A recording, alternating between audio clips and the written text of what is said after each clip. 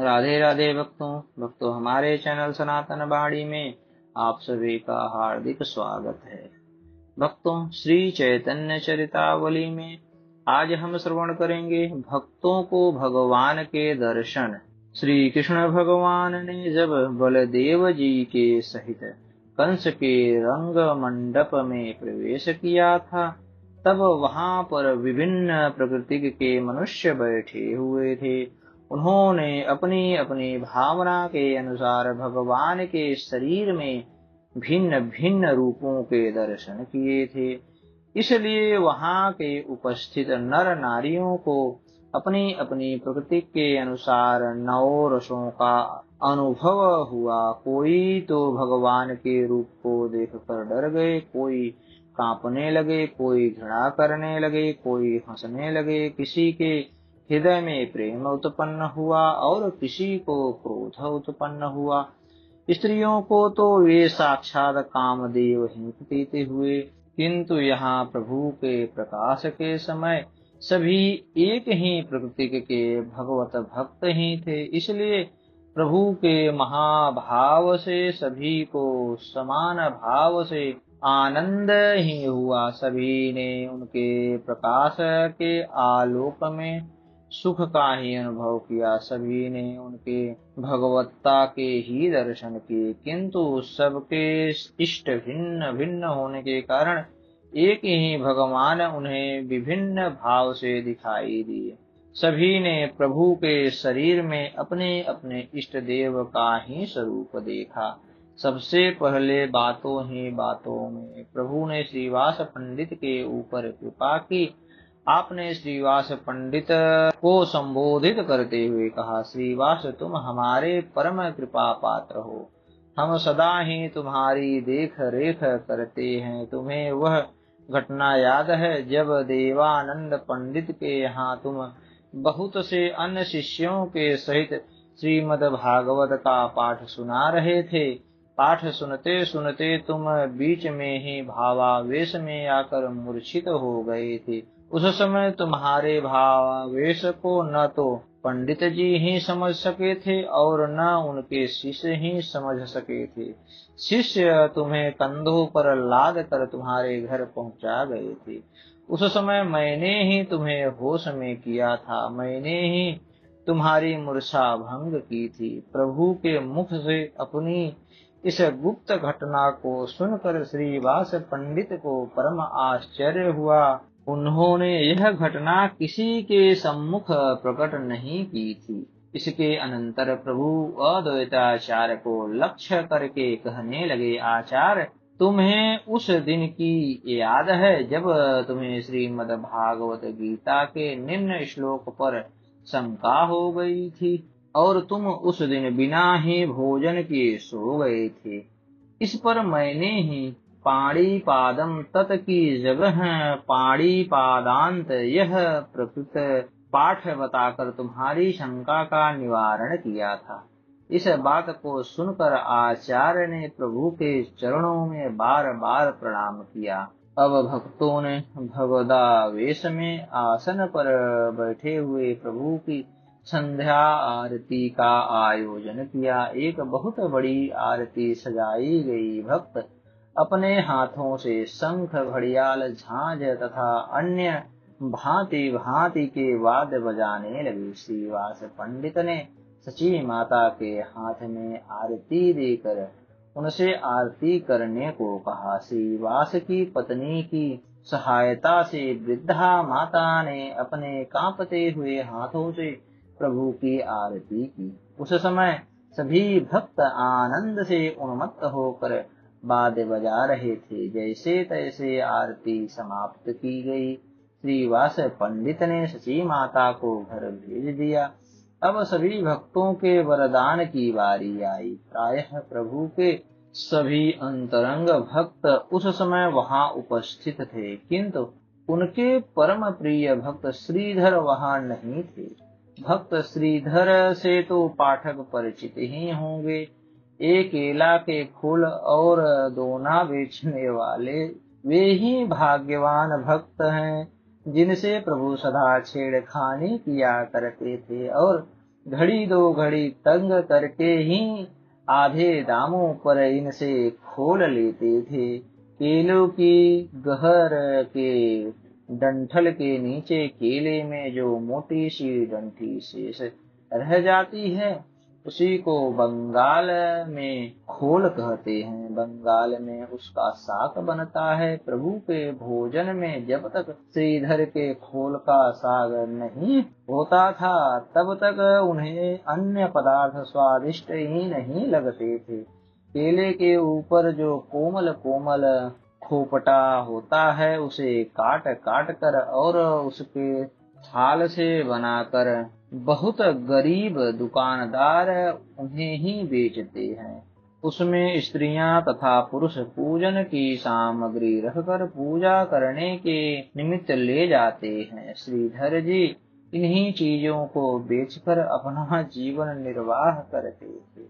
इनसे जो आमदनी हो जाती, उसमें से आधी से तो देव पूजन तथा गंगा पूजन आदि करते और आधी से जिसे किसी प्रकार पेट भरते।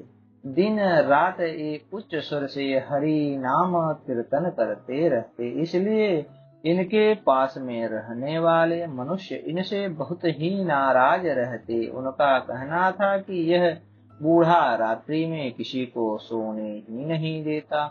इस गरीब दुकानदार की सभी उपेक्षा करते। कोई भी इन्हें भक्त नहीं समझता, किंतु प्रभु का इन पर हार्दिक स्नेह था। वे इनकी भगवत भक्ति को जानते थे, इसलिए उन्होंने भगवत भाव में भी इन्हें स्मरण किया। श्रीधर का घर बहुत दूर नगर के दूसरे कोने पर था। सुनते ही 4-5 भक्त दौड़े गए। उस समय श्रीधर आनंद में पड़े हुए श्री हरि के मधुर नामों का संकीर्तन कर रहे थे।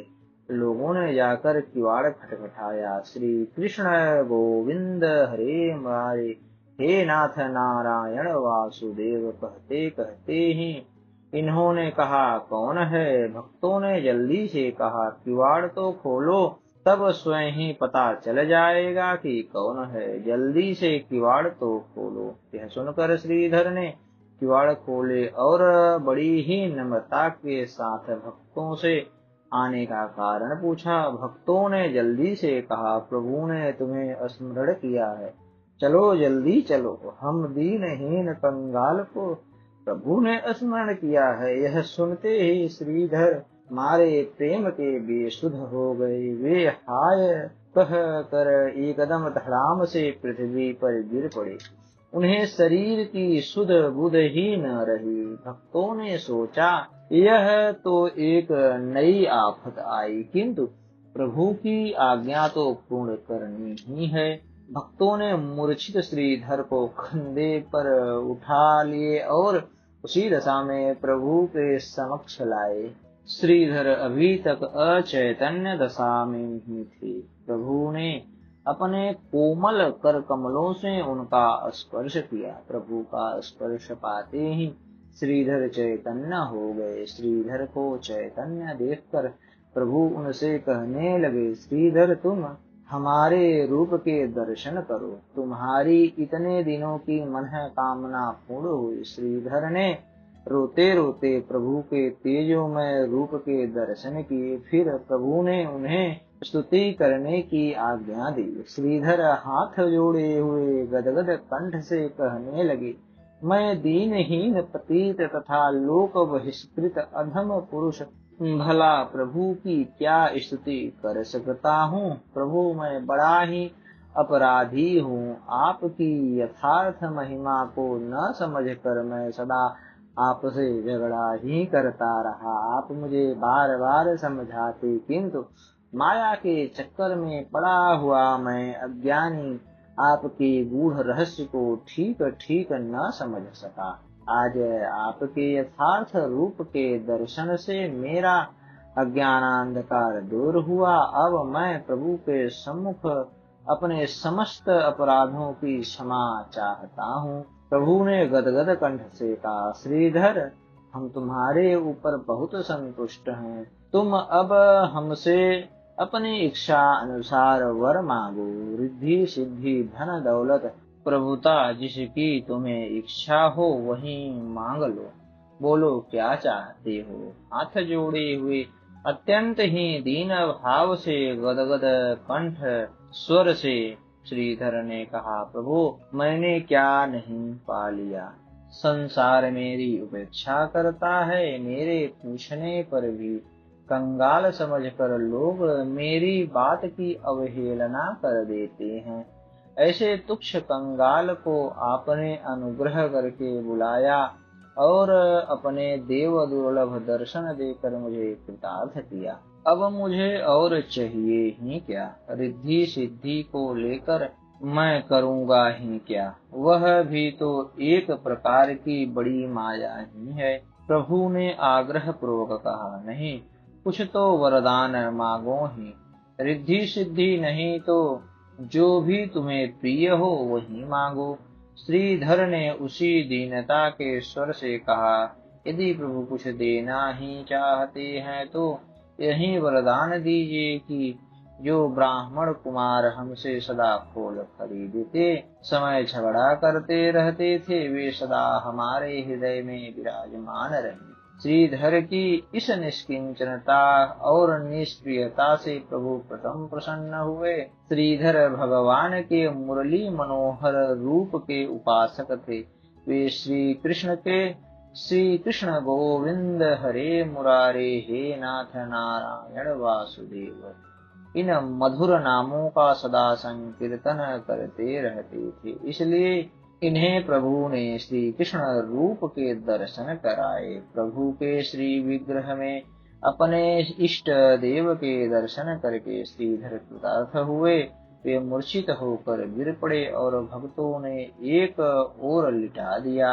अब मुरारी गुप्त की बारी आई। मुरारी परम धार्मिक तथा विशुद्ध वैष्णव तो थे, किंतु उन्हें तर्क वितर्क और शास्त्रार्थ करने का कुछ व्यसन सा था। प्रभु ने उन्हें संबोधित करते हुए कहा, मुरारी तुम्हारे भक्त होने में यही एक अपूर्णता है। तुम शुष्क वाद विवाद करना त्याग दो। आध्यात्म शास्त्र में भक्ति ग्रंथों को ही प्रधानता दो। मुरारी गुप्त ने कहा, मैं वाद विवाद और तर्क वितर्क और कहाँ करता हूँ। केवल विद्वानों के समीप कुछ प्रसंग चलने पर कर देता हूँ। प्रभु ने कहा, अद्वैताचार्य के साथ तुम तर्क वितर्क नहीं किया करते क्या? उनसे तुम अद्वैत वेदांत की बातें नहीं वघारा करते? इस पर अद्वैताचार्य ने प्रभु से पूछा, प्रभु क्या अद्वैत वेदांत की बातें करना बुरा काम है? प्रभु ने कुछ मुस्कुराते हुए कहा, बुरा काम कौन कहता है, बहुत अच्छा है। किंतु जिन्होंने भक्ति पद का अनुसरण किया है उन्हें इस प्रकार की सिद्धियों और प्रक्रियाओं के चक्कर में पड़ने का प्रयोजन ही क्या है। यह कहकर प्रभु गंभीर घोष से इस श्लोक को पढ़ने लगे। न साधयति मायोगो न साख्यम धर्म उद्धव न स्वाध्यायस्त पस्त्यागो यथा भक्तिर्ममोजिता।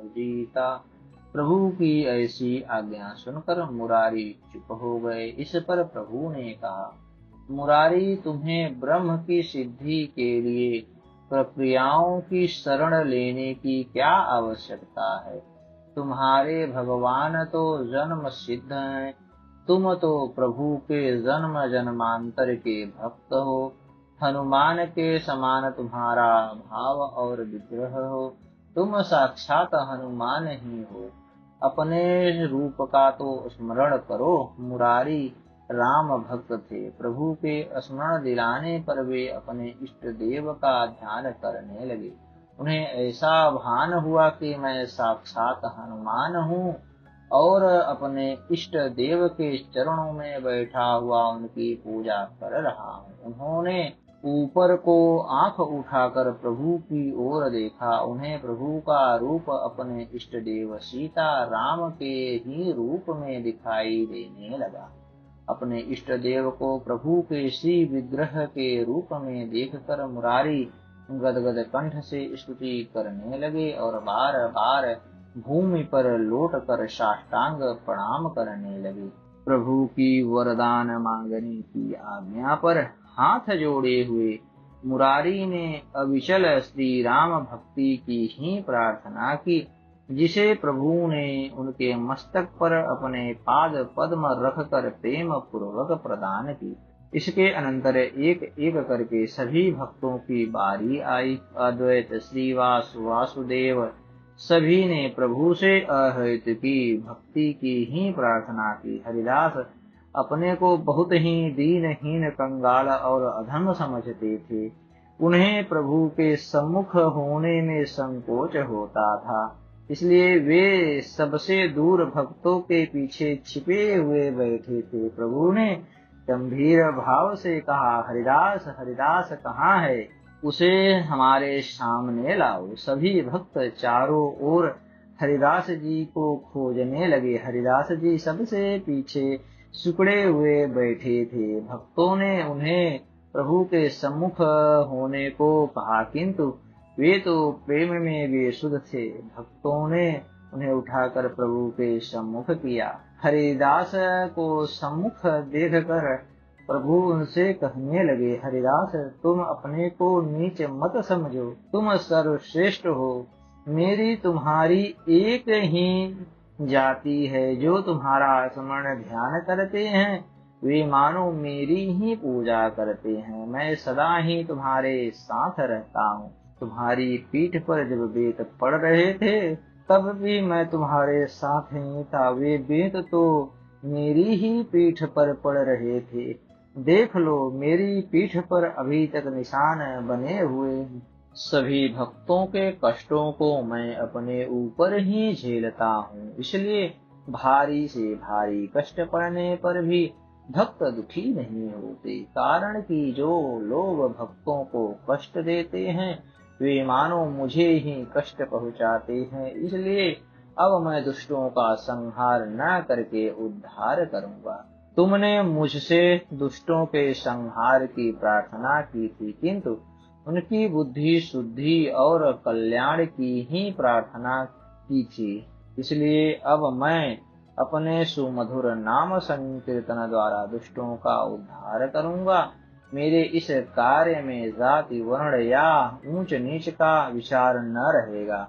मेरे नाम संकीर्तन से सभी पावन बन सकेंगे। अब तुम अपना अभिष्ट वर मुझसे मांगो। हाथ जोड़े हुए दीन भाव से हरिदास जी ने कहा, हे वर देने वालों में श्रेष्ठ, हे दयालु, हे प्रेमावतार, यदि आपकी इच्छा मुझे वरदान ही देने की है तो मुझे यही वरदान दीजिए कि मैं सदा दीनहीन, कंगाल तथा निष्किंचन अमानी ही बना रहूं। मुझे प्रभु के दास होने के अतिरिक्त अन्य किसी भी प्रकार का अभिमान न हो। मैं सदा वैष्णव की पद धूलि को अपने मस्तक का परम भूषण ही समझता रहूं। वैष्णवों के चरणों में मेरी सदा प्रीति बनी रहे, इसी वरदान की मैं प्रभु के निकट से याचना करता हूँ। इनकी इस प्रकार की वर याचना को सुनकर भक्त मंडली में चतुर्दिक से आनंद ध्वनि होने लगी। सभी हरिदास जी की भक्ति भावना की भूरी भूरी प्रशंसा करने लगे। मुकुंद दत्त से भी पाठक अपरिचित न होंगे, वे भी वहां उपस्थित थे, किंतु अपने को प्रभु दर्शन का अनधिकारी समझकर दूर ही बैठे रो रहे थे। श्रीवास पंडित ने डरते डरते प्रार्थना की, प्रभु ये मुकुंद आपके अत्यंत ही प्रिय हैं, इनके ऊपर भी कृपा होनी चाहिए। ये अपने को प्रभु के दर्शन तक का अधिकारी नहीं समझते।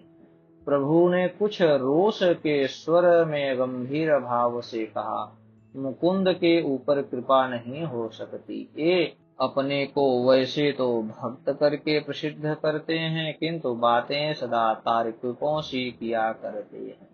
वैष्णव लीलाओं को पंडित समाज में बैठकर बाजीगर का खेल बताते हैं और अपने को बड़ा भारी विद्वान और ज्ञानी समझते हैं। इन्हें भगवान के दर्शन न हो सकेंगे। रोते रोते मुकुंद ने श्रीवास के द्वारा पूछवाया, हम कभी भी भगवत कृपा के अधिकारी न बन सकेंगे। इनके कहने पर श्रीवास पंडित ने पूछा, प्रभु, मुकुंद जिज्ञासा कर रहे हैं कि हम कभी भगवान कृपा के अधिकारी बन भी सकेंगे। प्रभु ने कुछ उपेक्षा करके उत्तर देते हुए कहा, हाँ, कोटि जन्मों के बाद अधिकारी बन सकते हो।